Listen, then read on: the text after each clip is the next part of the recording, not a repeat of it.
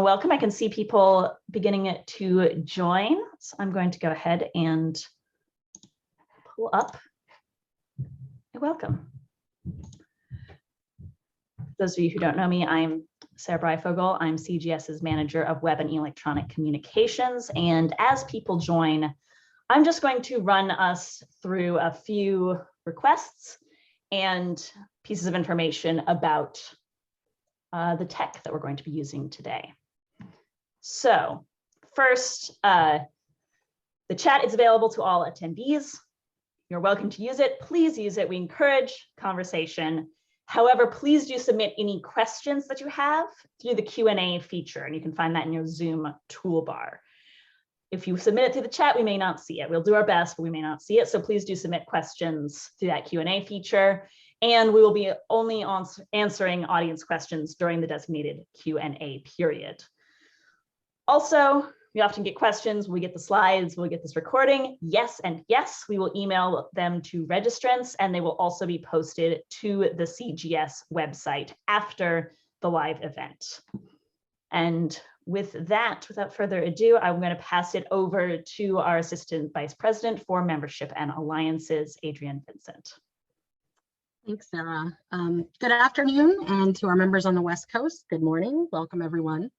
As everyone knows, the Great Resignation has been an important topic since the onset of COVID-19. And now, as higher education emerges from the pandemic and continues to grapple with its impact, it's appropriate to examine the factors driving the Great Resignation and how graduate education leaders can address them. This is why I'm pleased that today's webinar will focus on strategies for fostering a positive institutional culture to counter current workforce trends and lead effective teams with limited staff.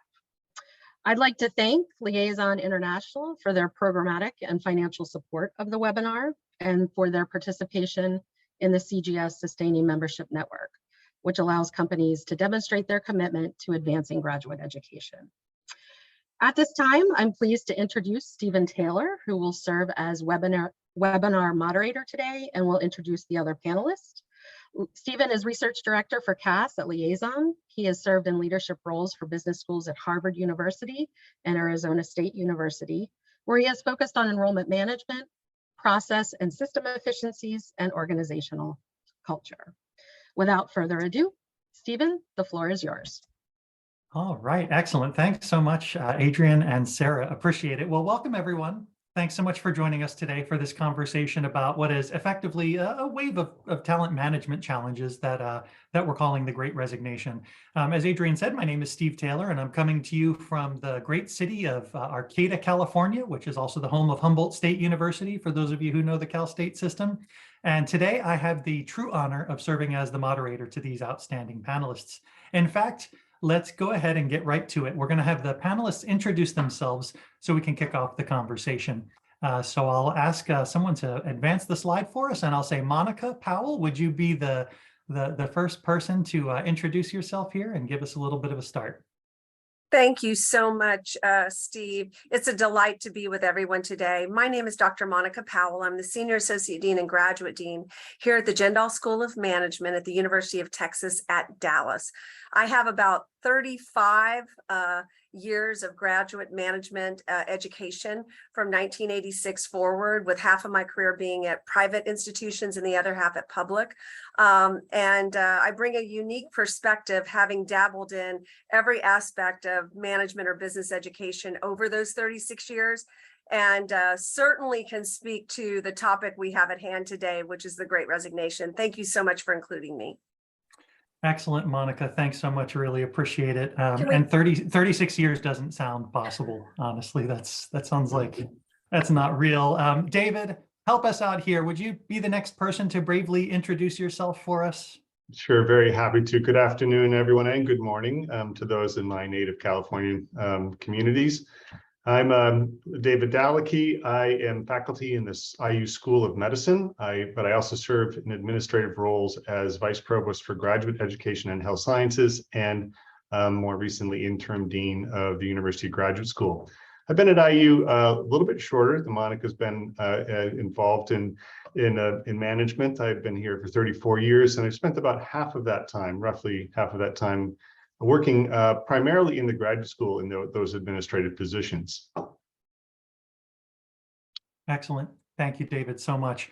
Art, if we could say we're saving the best for last, what do you got? You want to give us a little intro, sir? I was gonna say, you could say that, but you'd be lying. So my name is Art Munin. Very glad to be here with you all. I'm an AVP for Enrollment Management Solutions here at Liaison, but relatively new to the team here. I come out of a 20+ year career in higher education. I just recently left the position at the University of Wisconsin-Oshkosh. I served as interim vice chancellor for student affairs, which included enrollment management, a division about 200 people, 15 departments. But I spent most of my career as a dean of students. And so I've been dean of students at DePaul University, Illinois State University, and at UW-Oshkosh. In addition to that, I'm an active diversity educator. I'm still on the faculty with USC's Race and Equity Center. I publish, teach, and do workshops related to racism, and other just DEI issues that still are ever present, not only throughout higher education, but obviously our entire society. And I'm really excited to be able to be here to be part of the conversation. All right, awesome. Well, for everyone who is in the audience, I'm sure you can see at this point why I was so excited when I found out I was going to get to moderate this panel. We've got really interesting perspectives, and collectively with all four of us, about a century's worth of experience managing through these complicated periods. So we're going to go ahead and start the conversation just to kind of telegraph a little bit for folks what we're going to do. I'm going to begin by asking the same question of all the panelists for the first question, and then we'll get into some individual questions that we think will drive some conversation here. So Monica, I'm going to ask you to be the first one for us to go. And I'll start off with this question. We've all heard about and read about what the Great Resignation is in our trade press and in the popular news media. We've heard a lot about how it's complicating the ways that organizations do just about everything. But universities are pretty unique, right? A lot of people say we're weird. I'd like to say we're unique. But based on what we know about the drivers of the Great Resignation, as well as what we know about kind of our attitudes and culture within higher education, what do you think has been the impact of the Great Resignation on institutions, their culture, their operations overall? What's your take? Wow, what a great and complicated question. I think that institutions of higher learning are very different than the corporate world that experienced the Great Resignation as well. People have tended to come to work at universities and schools of business and medicine and social work, or whatever the discipline is, because they really felt a stronger calling to be a part of maybe a bigger purpose than just, a paycheck or whatever you might get in the corporate world. There's a passion that goes along with it. And I think as the corporate world saw people leave, those people may not have been with those organizations for as long as the people who were at institutions of higher learning were when they left.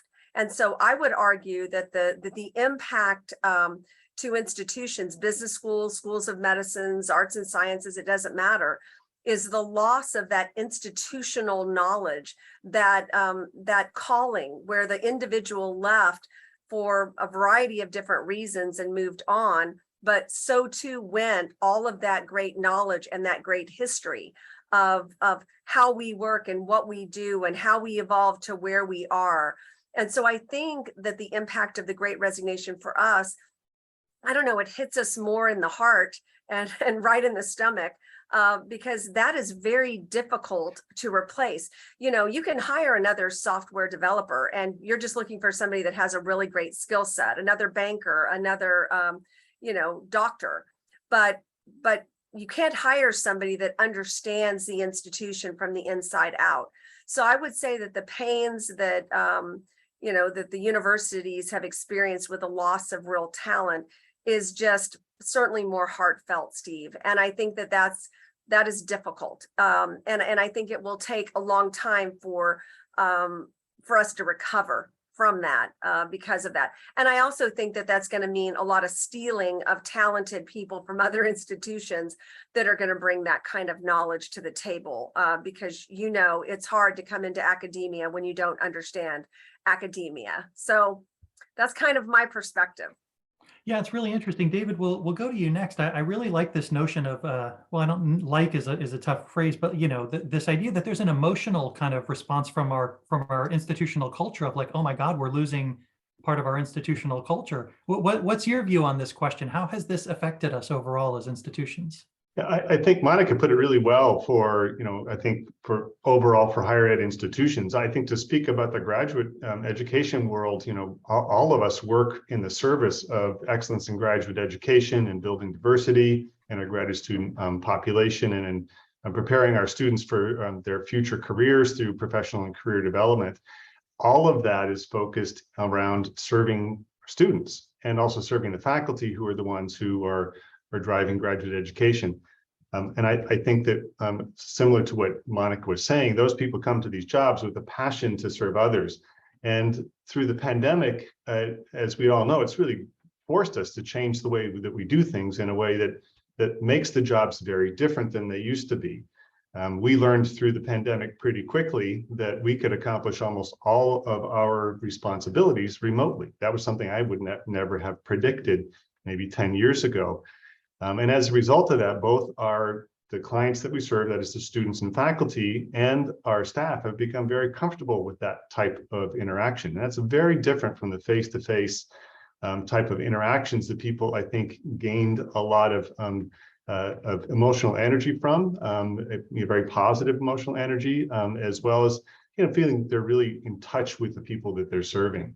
So I think one of the things that we're seeing as through the Great Resignation, as it's been called, I also think through the Great Reshuffling of jobs, is that we're losing that memory that Monica talked about. We're also creating a situation where people are wondering, do we really need to do it the way we were doing it before? And that memory then changes. I mean, knowing how the long history of the institution then starts to become a little less important in some areas, not in all. In fact, I think it's very important for all of us, but we have to do things in a different way. And we'll maybe talk about this some more too. But one of the things that I think is a critical component of this memory loss is that the transitions of having gaps in staffing create gaps in our service, and that is probably one of the more difficult things that we all have to deal with, because we're often very small and the units that we have are very tight. My office, for example, we only have 18 people in my office to serve, over 11,000 students. And so we don't have much overlap in terms of responsibilities. And if there's one person missing, the whole team starts to then feel the pressure. So I think we're seeing a big change in those types of transitions that are happening. There more of them are happening. They're taking longer. We're losing that memory. But we're also finding new ways to do things that might actually have some real positive outcomes in the long run. Yeah, I really appreciate this idea that we might be able to couch some of this conversation in terms of transition, right? Monica's talking about the emotional transition. David, you're talking about a couple here, the refocusing of our attention perhaps on some of our operations and whether or not we need to do them that way. Also on the kind of the way that we do our work, being on campus or not being on campus. That's a lot of road space taken up on what you think the impact might have been. What do you want to add here from a textural perspective on how you think this is affecting universities? Yeah, I mean, I think the last couple of points to these amazing points are just that of, repivoting this conversation to the opportunity that's present, that the realization that organizations only grow through discomfort. When there's comfort, the status quo is maintained. And there was things that needed to change in higher ed. And so I think there are higher ed institutions that are pivoting towards the positive of understanding this is now a reshuffle or a reset. I think also it is a reemergence of understanding of who's actually in charge and who actually runs things. And for me, when my office manager position left, my life came to a screeching halt. I can lose an associate dean, I can lose an associate director, all different sorts of positions. And it hurts and it's difficult. But we're seeing from around the country, it's custodians, it's dining workers, it's all the folks that serve our students sometimes after we've gone home from work. That are absolutely crucial to the enterprise of higher ed that we can't forget about. And I think there's just a reemergence of understanding about that bedrock that we all rely upon and maybe take for granted. Okay, excellent. And I love this idea of bedrock because it provides me a perfect transition. I feel like we've got a little bit of foundation to stand on here as we build the rest of our conversation. So David, I'm going to come to you with the next question. Whenever we talk about the Great Resignation, we often do it in the silos of our disciplines, right? Engineers talk to each other, business schools talk to each other. But from the grad college, you've got a really interesting perspective. So I'm wondering if you want to share with us, what are some of the general themes you see across the entire grad space, from hiring and retention to, flex work arrangements? What kinds of things are you seeing that you think are common? What things are really stand out as different? Yeah, I think what as I was referring to it earlier, is that we are really changing the way that we think about our positions. And, with, more remote work that's going on and the more acceptance of that remote work by the students and faculty, we really are starting to rethink, and I think in all of our units, how we approach those jobs. Before the pandemic, we saw a lot of foot traffic, people coming into the office, a lot of face-to-face interactions. Of course, we had to go away from that during the pandemic, but then afterwards, the foot traffic didn't come back. And so that was a bit of a surprise to us. And so I think that's the kind of thing that really is the most, I think the most striking to me in terms of serving graduate students is that remote work now becomes something that's more viable and possible. And so then it provides different opportunities for us to be able to enhance the positions for our staff. So in other words, since we did go remote and a lot of people enjoyed that flexibility of remote work, they enjoyed not having to put on a tie. I don't think I put on a tie for 2 years. They liked the environment that they set up for themselves at home, and they thought, well, this is great. I really enjoy this, and I like talking to my colleagues. I like talking to faculty and students, but this is actually pretty good too. How do we achieve that kind of a balance? So now we can offer them that as a benefit. And so we, like most institutions, I think, for our face-to-face types of positions, are going mostly face-to-face, but also we have hybrid types of interactions. I think that's a big change that we're seeing throughout all of our units. I think the other is to just take a closer look at all of our job positions and say, which ones of these could we classify as fully remote, and can we take advantage of some data opportunity to be able to position ourselves so that we can make it easier to hire people into those positions, because we are no longer geographically limited. That's a positive and a negative. I bet everybody who has joined in today on this webinar can tell stories about people who have been poached from some other part of the country, an institution in another part of the country, and they've said, you don't even have to move. Just stay where you are. That your home office, you can work from there if you'd like. We will just hire you on to our institution from 1,000 or 2,000 miles away. And so we see these positions in HR and in finance and in IT and in grant proposal development services and grant administration all being farmed out essentially in a way. But it also gives us the opportunity to do the same thing. We can hire in staff, and we can not be limited geographically. They don't have to come live in beautiful Bloomington, where it looks just like the picture behind me. That's actually a coincidence, but it does actually. Where there's nice fall colors and there's beautiful limestone buildings and everything. Maybe there's somewhere else in the country that they want to live, and they can do that, and we can hire them. So I think that's one of the major changes I see in a lot of my unit in particular, and I start to see it in other units around the campus as well. Yeah, David, I really love this idea of, remote work kind of being a big force here. There was an article that came out shortly after the pandemic broke open that said it's time for college presidents to start putting their money where their mouth is. And it was about this idea that the future is distributed, the future is disrupted. And then we had this disruption and everyone was like, oh no, what do we do? Now, Monica, you work in a business school, and it's not just that you have been identified by the business education industry as an expert in the future of work, but you work at a college that probably has better claim to a lot of the research on the future of work than many other colleges do. So I'm wondering if you can talk a little bit about how do these trends affect our notion of the future of work, in quotes there. Is this part of a broader transition to the job environment being kind of distributed and flexible? Or is this more of kind of an isolated reaction to the pandemic that we're seeing? Gosh, that is a difficult question. And I wish that I, had this magical answer or a vial of fairy dust to sprinkle all over this conversation. I think that we're in a little bit of a dilemma. If you look at all of the research on the future of work, it's definitely changed, and now there's a lot more remote options. We've all lost great employees to remote opportunities that your university perhaps doesn't offer them. They want a better quality of life, but we're also starting to see a big struggle in the corporate world to try to regain those employees back to the office.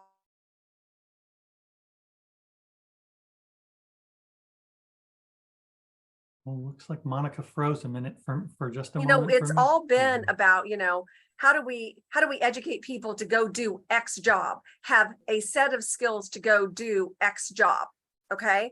But it's not just training them to do X job with a set of skills. Now we're having to be mindful of training them to do X job with those skills in perhaps a remote environment. And that is a complicated, very different in a remote environment than it is if you're in a face-to-face environment. A few weeks ago, maybe 6 or 7 weeks ago, I was on a Saturday morning up early, and I happened to tune into the Smirconish show on CNN. And Steve Galloway, who is a well-known author out there, who is on the faculty at the Stern School in New York, he said, big caution lights to all of you in business education. You need to tell your students that while they might like the fuzzy world of remote, that opportunity does not lie in the remote job. That if you really want to grow your career, there is something called the proximity factor. You need to be present for that moment of innovation. You need to be present. So if something comes up, you're the go-to person. So, there's going to continue to be a conflict. I think that, some of these jobs in the future of work are going to remain completely remote. My biggest challenge right now is trying to hire technical people. I lost every technical person on my team since December the 1st of last year, and trying to hire technical people when you're working in an environment with a 1 day a week remote policy, hard to get a technical person to want to come and take one of those jobs. But the reality is that we're not done with the future of work. The pandemic didn't solidify that work is going to be this way. There's still going to be a continuous push and pull about, where do we do our best work and how do we do it and what jobs are best suited in the future of work. But all of that is more complicated because work itself is going to change. Technology, artificial intelligence, enhancements in robotics and chatbots, to David's point, we figured out some really valuable takeaways from the pandemic that have helped us do our jobs more effectively, optimize how we do our jobs. But we've got to find a way to do all of this. We got to find a way to give our employees better work-life balance. We've got to find a way to engage technologies to be more effective and to optimize what we do. We've got to find ways to educate our students to be effective in both a fully remote or a hybrid or an all in the office kind of capacity. We've got to give them a whole new set of skills that weren't a part of what we normally did when we educated graduate students in particular. In business, it's a little bit easier. I think if you lay on a couple of additional layers just to make it a little bit more complex, we've got such a push in industry around social impact, and even business schools are being held to standards to, not just educate people to make money, but educate people to make money, but also do good, not tear up the environment. So I think that we've also got all of the diversity, inclusion, equity issues that are folded into this whole conversation. And that makes our jobs as academic leaders very difficult. So what do you do? To me, the first thing you got to do as an academic leader is just listen. We have got to listen to our stakeholders, to our constituents, and be willing to explore what is going to work best to deliver the best experience for students and faculty and donors and alumni.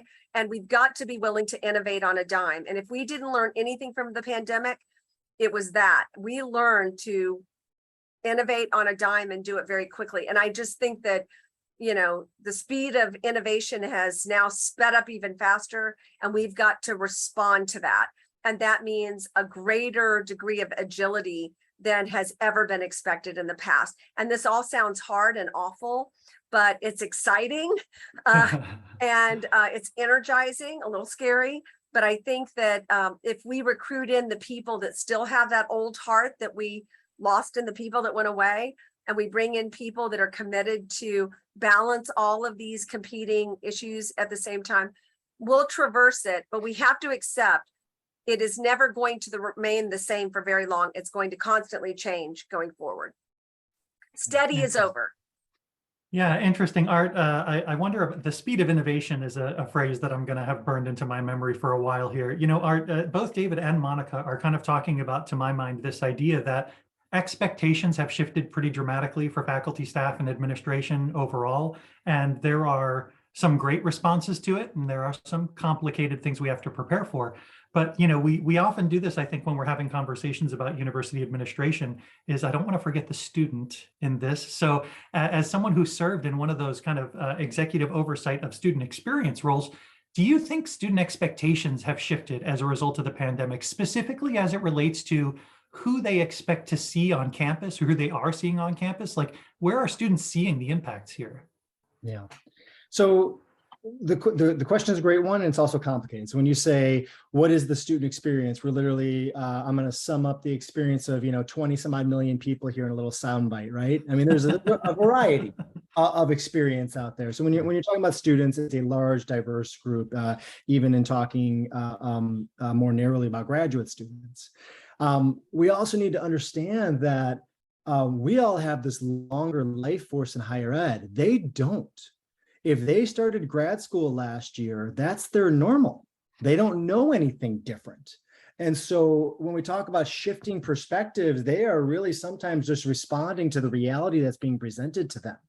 And so sometimes we have to remember that they are coming at it a little bit fresher sometimes than we are. By and large, I think students adapt to online services much easier than any of us did. It's a big part of their life. I think it's incredibly important to name those socioeconomic disparities with that. I saw that with my students from the moment we went online. I never thought I'd be sitting around meeting rooms saying, how can we pump up the Wi-Fi so students can drive on campus and sit in their car and do academic work? I never thought I'd have that meeting, but I had it multiple times to figure out how we can do that. And even saw other segments of society step in. Public libraries are one of the unsung heroes of jacking up their Wi-Fi so that people could pull into parking lots and be able to work. Absolutely phenomenal across the country. I think that for a lot of services, students really appreciated the online space. I supervised counseling services directly. That was, quite frankly, somewhat seamless. And actually an improvement in services.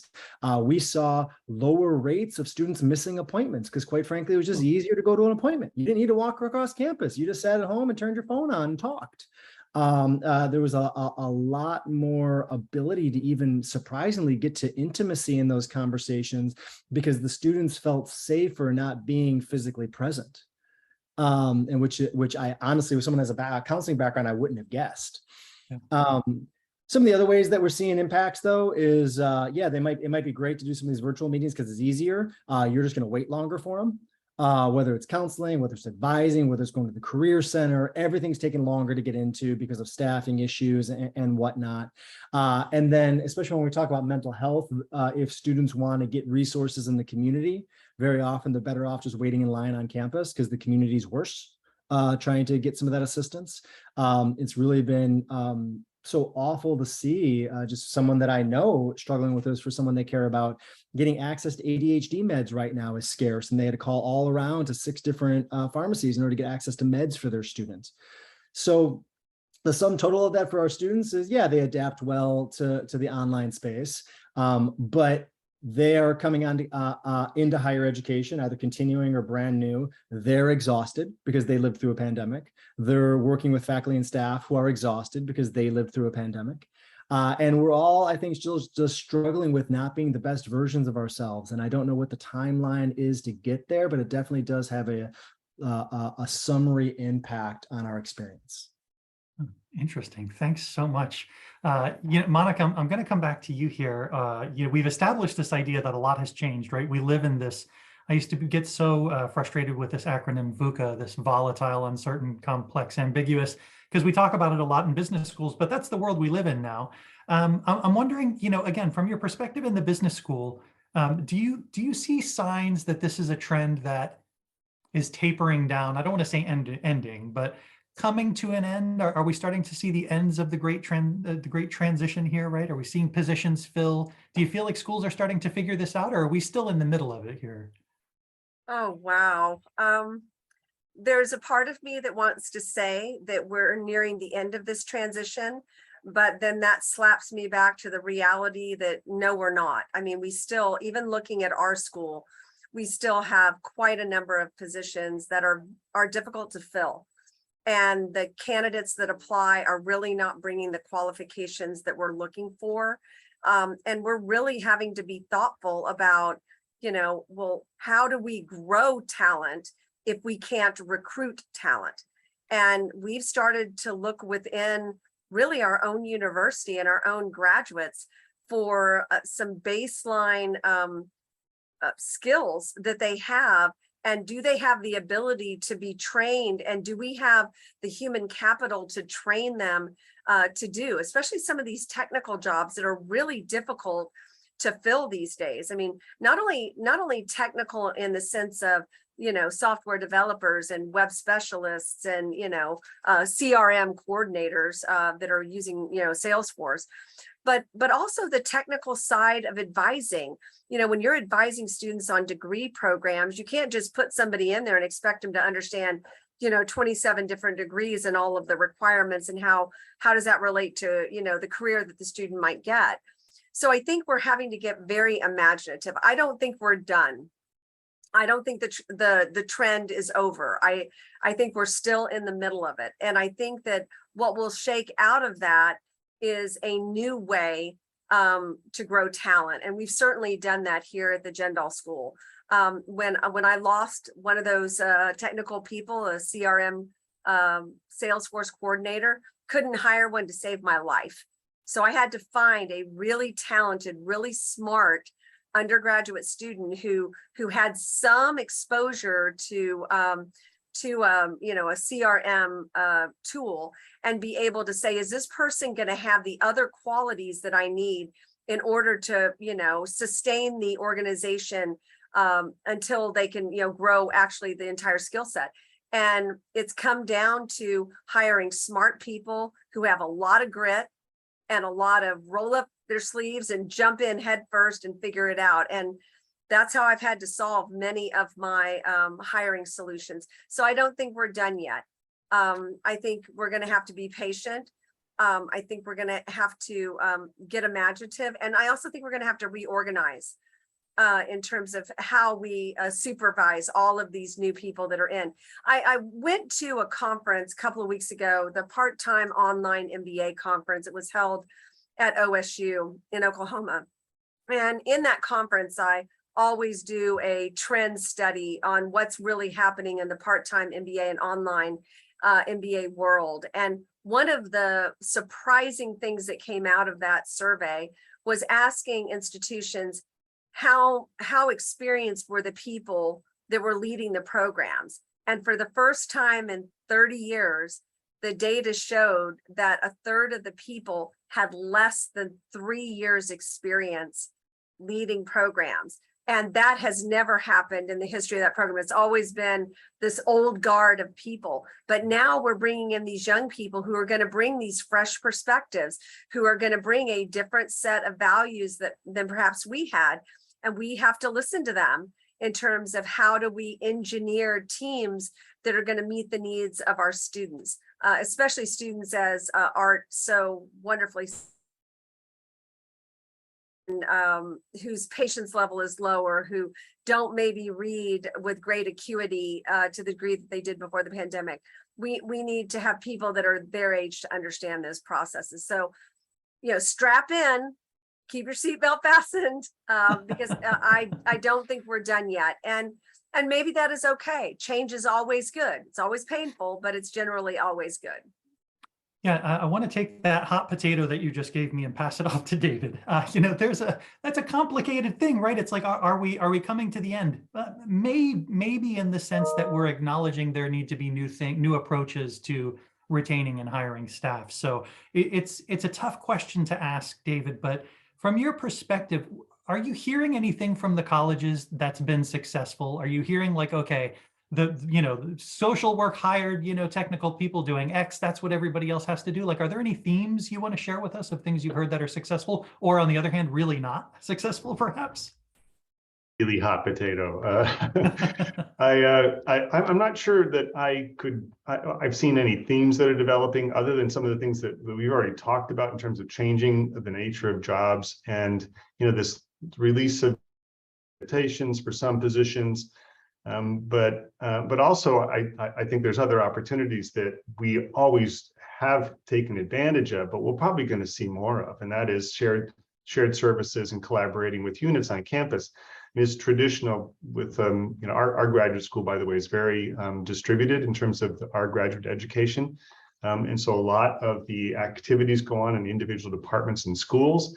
And part of the role that we play in the campus is collaboration on a variety of different important issues that we would like to work on together. I think that this is going to push us more towards that kind of thing. And we're already seeing at our institution in the realignment of a number of different positions at different levels that all are common in terms of function, but might be in individual units.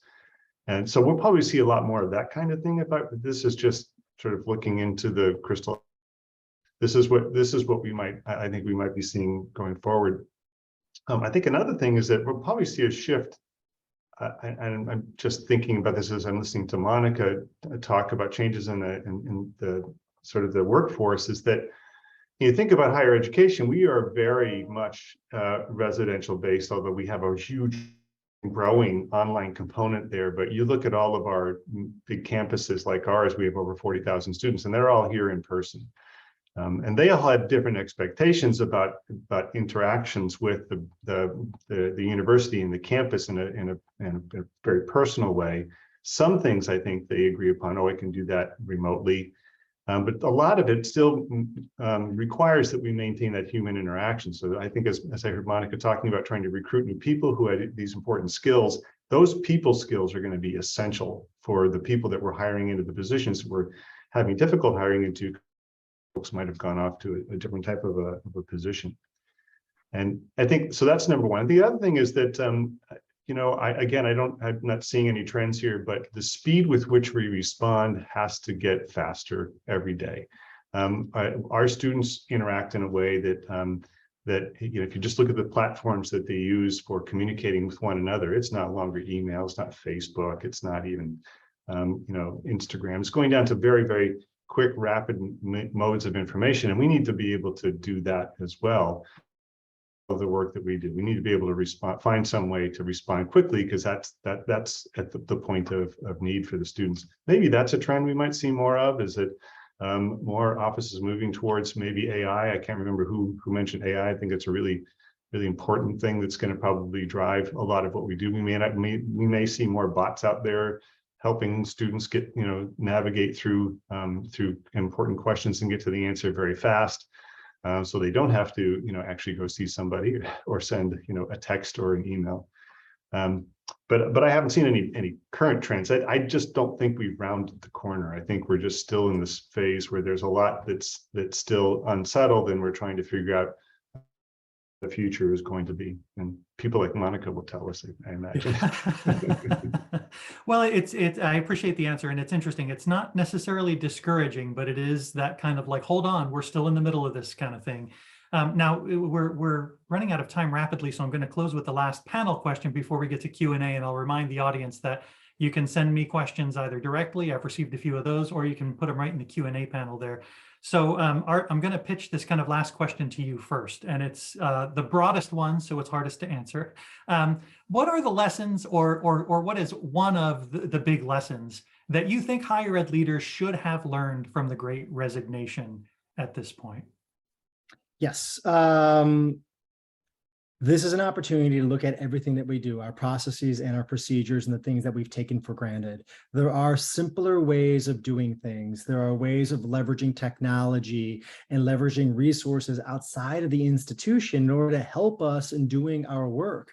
One of the most gratifying things recently has been traveling around, having conversations with organizations through total enrollment workshops or more intentional conversations about what's going on your campus, what are the pain points and how can you find ways to get assistance with that that's not going to take human resources? You know, the institutions that are pivoting to the positive and seeing this as an opportunity are going to be the ones that come out stronger. And so that planning process and actually getting the ball rolling is going to, you know, move us away from surviving to thriving. Ooh, surviving to thriving. Monica, that's a tough one to follow. What do you think are some of the big lessons that leaders should have learned through this whole process? You know, I think it is difficult to follow that particular comment because I think there's money to be made with that phrase, Art. But you know, I think I have to answer that question from my perspective. You know, I think before the pandemic, you know, you're running this big operation with all of these areas and degree programs and people, and we were a functioning major machine, and all of the gears were working, and we were oiling the gears, and we were shifting, and we were agile, and we were amazing. We did all of these great things, and then the pandemic hit, and suddenly you know, you start to lose a lot of great talent that built that machine, and suddenly you are, in absence of that great talent, running that machine yourself and having to acquire the knowledge to keep and sustain that machine and also fix it and also update it and also tweak it. And that is a huge amount of pressure on any organization. So I think for me, the most powerful takeaway, although I thought I was, you know, a kind and compassionate and empathetic leader before the pandemic, I certainly inspired all these individuals to do all these amazing things. But I think post-pandemic, I think a really important takeaway is to sustain anybody in your organization, any process, any institutional knowledge. It just requires a huge investment in empathy, empathetic leadership, where, you know, now where I didn't before the pandemic take time to build fun into every staff meeting, I do now.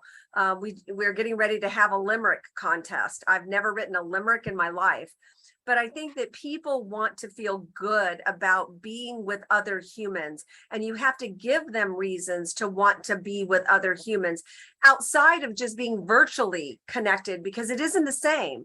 You know, you want to give people a reason to come and face-to-face collaborate, to feel good about what they're doing, to provide ideas and solutions that will make better sense of technology. Have them tell us, stop doing what we've been doing. Let's do it this new way. So I think for me, you know, I don't want to call myself the Grinch, but maybe my heart grew 5 sizes as a result of the pandemic, and in that I just think the whole world needs to be kinder and gentler and more empathetic, and give people a reason to choose to work at your organization and to choose to be a part of that mission that you have to make a difference in the lives of your students. After all, that's why we do this every day. It's you know, it isn't about the paycheck. It's about, you know, at the end of the day, how many students did I have an impact on? How many students were we able to you know, prepare for the future? Because that's what higher learning is all about. So I don't think that was quite the answer you wanted or expected, Steve.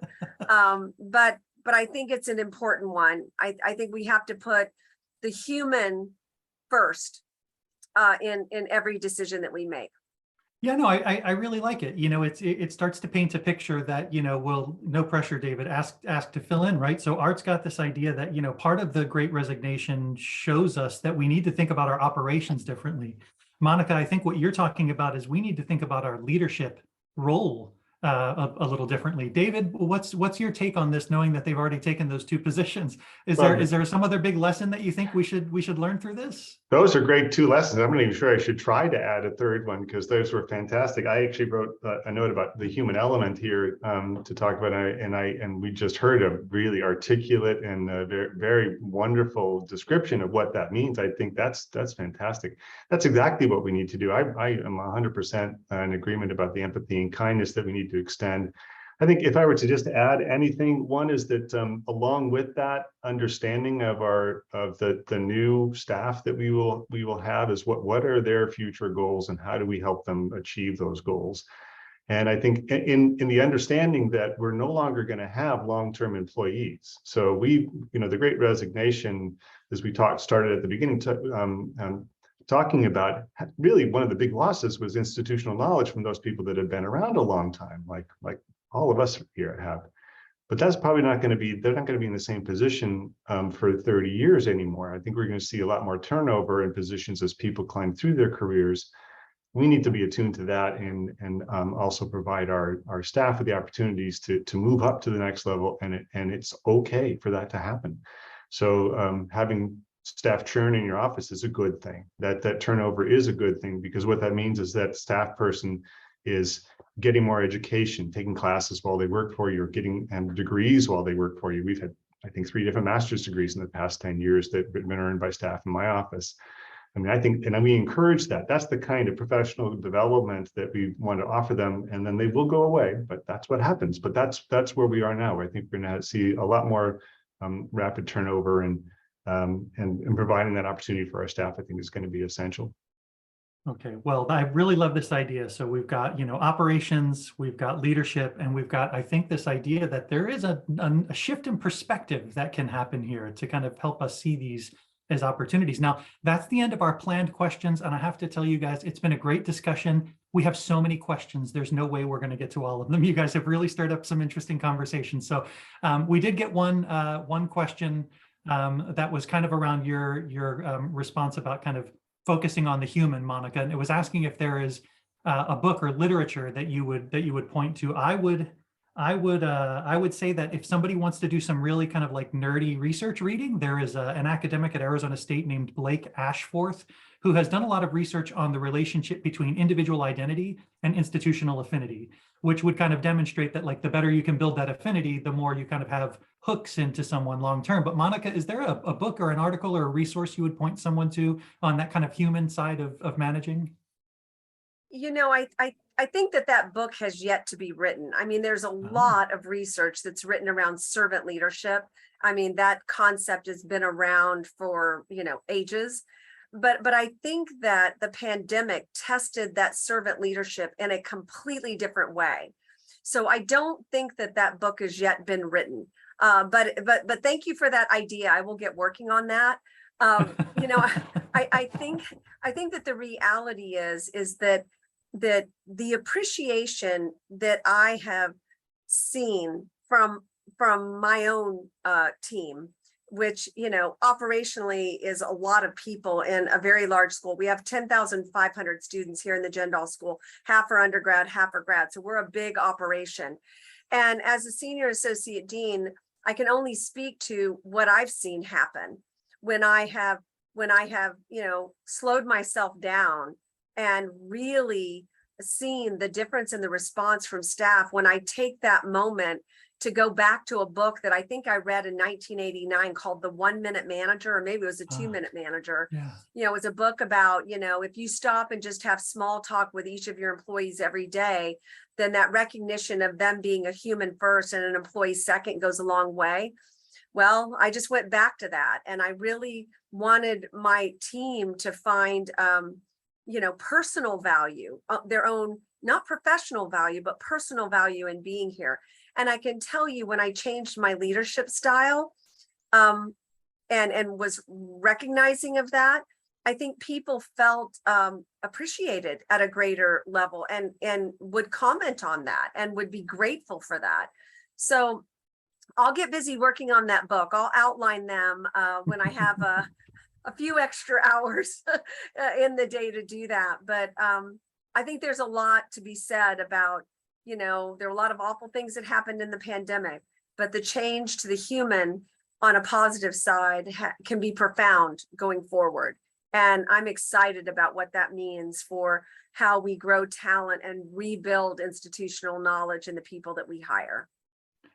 Yeah, thank you so much for that, Monica. I really appreciate it. And we've got some really great questions. I'm going to pitch the next one to the broader group, but I think David, from his perspective in the grad college, might have a take here. It's a really interesting one. It says basically, we have learned so much about how closely IT needs to be embedded with the academic kind of side of the house, right? We've seen it. We've learned all the hard lessons.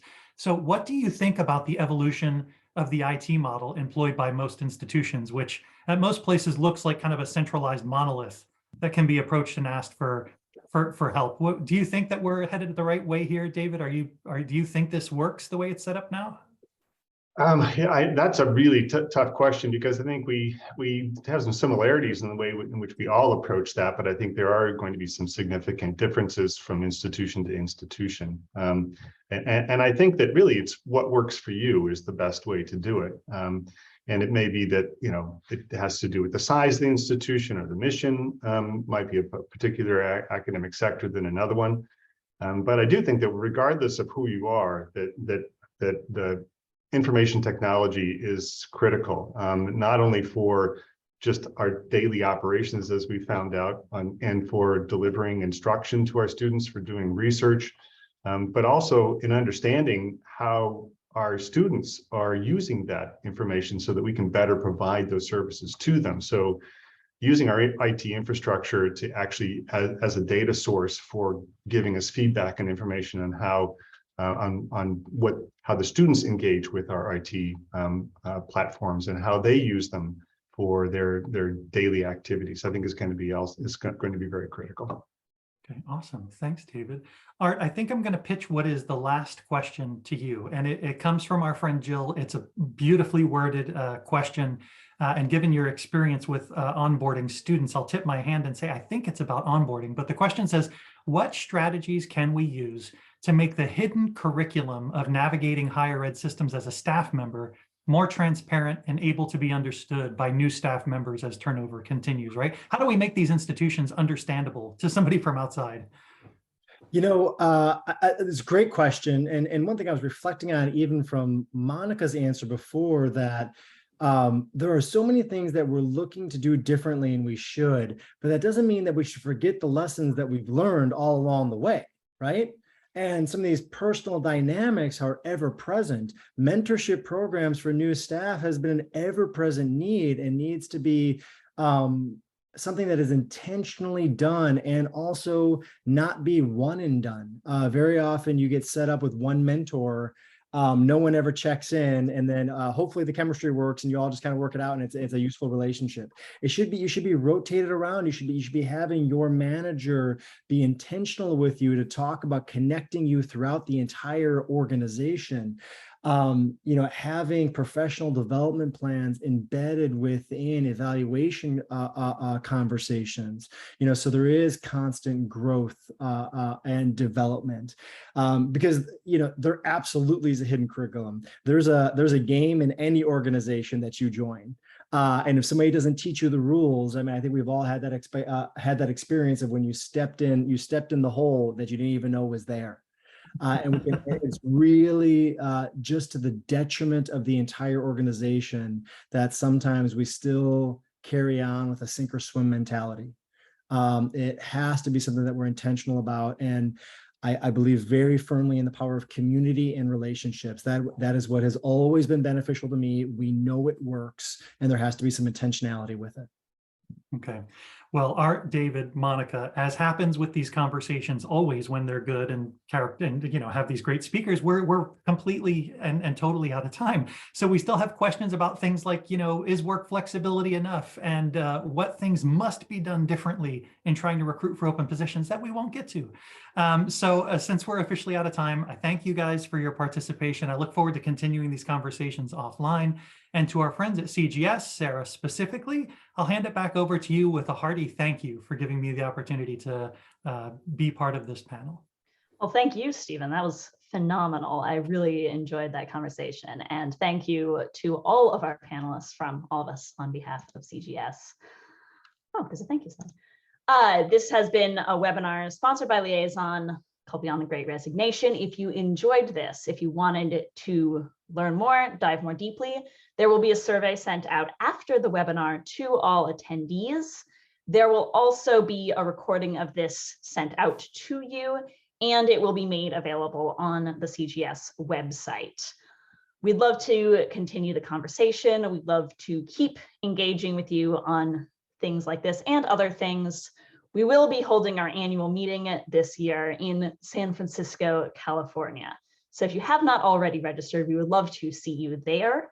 If you have not registered, you can do so on our website. And you can also, if you have not secured your lodging, if you get that through our website before November 11th, you can get the CGS special rate. So I definitely want to invite everyone to attend to that. Encourage you to stay involved and look for an email with a survey and a recording of this webinar, slides, etc. Thank you again to our folks at Liaison. Thank you to our panelists. We very much appreciate that.